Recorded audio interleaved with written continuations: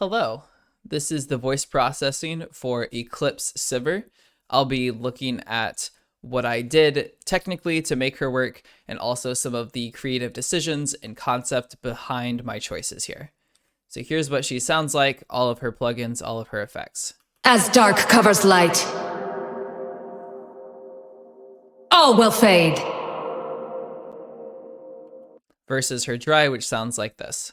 As dark covers light. So that's with no processing. All right, how was this done? First step is down here, we've got these two layer tracks, and that's where the core of her voice lies. Core meaning not like the reverb and spooky effects. It just sounds like this. All will fade. More the basics of her voice. So the first thing I want to quickly show is the Eclipse Knights are like big beefy boys. They're here to kill whoever they're beating. You stand no chance against them. They're busted.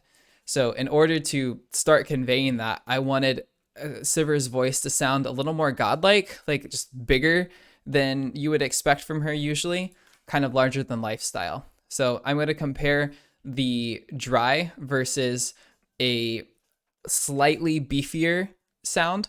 And I'm going to play a couple examples back and forth, and then I'll explain what I did. They're very subtle things you may not be able to tell, especially if you're not on headphones or you're not used to listening for this sort of thing. As dark covers light. So that's the dry, and then when I unsolo, we'll hear the wet. As dark covers light. So obviously there's some volume differences, so let me change that. All right, so this should be pretty similar volume. All will fade. All will fade. All will fade. All will fade. So on her lower frequencies, like on fade here. Fade. Fade. So this is dry. Fade. This is wet. Fade. We can hear the ugh coming out. More of the lower frequencies that make her sound beefier. One more example. Fall from thy sky. And then wet. Fall from thy sky. Fall from thy sky. Fall from thy sky. So how I did this was I am using vitamin here, and it's boosting up these frequencies. As dark covers light. Making those frequencies sound beefier and thicker, and then going through trash saturation.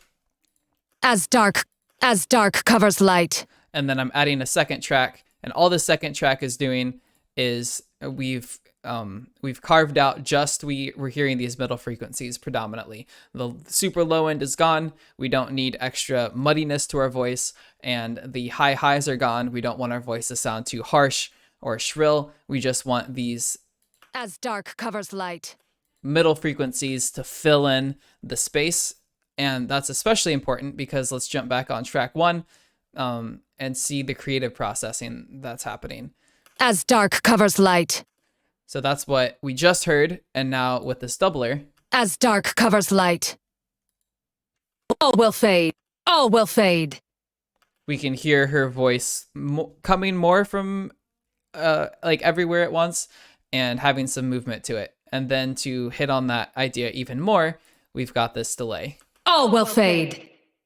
Fall from thy sky. As dark covers light. So as we add in more processing and effects to the core voice, that's going to be harder to understand and also just harder to relate to as it sounding like a human. We start to hear, well, that sounds like a processing effect. That sounds fake. It doesn't sound like something I could believe even in a fantastical world. So that's one of the other reasons that I'm adding in the second voice at a much quieter level. As dark covers light. To bring in enough of that humanity to cut through all the other sounds that are happening on Summoner's Rift or wherever this voice may play. All right, so next we're going to take a look at her reverbs, where all the magic comes in. So there's 2 reverbs, just like there were 2 layers. Here's the first one. As dark covers light. And here's the second one. As dark covers light. Let's take a look at how I made the first one. So first thing to do with a reverb, usually, is to put it in a reverberant space. All will fade. All will fade. So it's like, okay, cool. It sounds like she's in a big hall. That is a good starting point, but she's not in a big hall, right? She's supposed to be sounding more magical and powerful, not like she's talking to you in a cave. So the next step is adding in some modulation. You should hear some sort of stuff, and some of that is random. Like we can see this filter that's just randomly moving around on its own.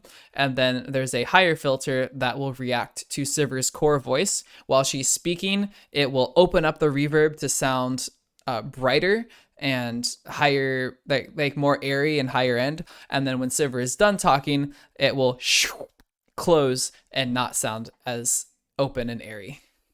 All will fade. Fall from thy sky, as dark covers light. To build on the randomization even more, I have this phaser tied to an LFO that is adding even more wishy wishes. All will fade. Fall from thy sky, plunder their bones. So that's how the first verb is done. The second reverb is a little bit more unique, and it is it's using sound effects as an IR. So what does that mean? Let's take a listen to this sample right here. That choir sample, exactly, is being mixed in with the main voice. And I'm using Altiverb here that basically takes the choir we just heard and tries to use that as a reference for its reverb. So it sounds like this. As dark covers light. So it doesn't sound very good by itself. All will fade. And I don't use all the way mix. I usually go between like 70 and 90% mix. In this case, I ended up at 80 because I want the choir sound effect, the magic IR, to be heard, but I also want some of the core voice so that when we hear those two signals being processed down the chain, as we're about to look at, it will blend them together and make it sound more like it's part of the same signal. If I had this choir at 100% and it, like we were only hearing the choir and the verb, and actually let's just listen to that. It has no connection to Sivir anymore. Sometimes it just sounds like a random choir singing in the background while she would be fighting. So not what we're looking for. So the next thing that I'm adding is an actual reverb after the choir. All will fade. Fall from thy sky. We can already hear that they sound like they're part of the same thing, whereas if we had 100% mix, and then we hear that in context with everything else, All will fade. doesn't sound awful, but it sounds more connected when we let some of the dry voice in as well. This EQ is just cleaning up some mud and annoying frequencies. And then just like on the first reverb, we got to get some random modulation in here so that it doesn't sound like the same choir sound triggering on every single line, because that gets kind of fatiguing and it can break the immersion when you just hear the exact same choir playing. Again, it starts to sound fake and artificial. All will fade. Fall from thy sky. Plunder their bones.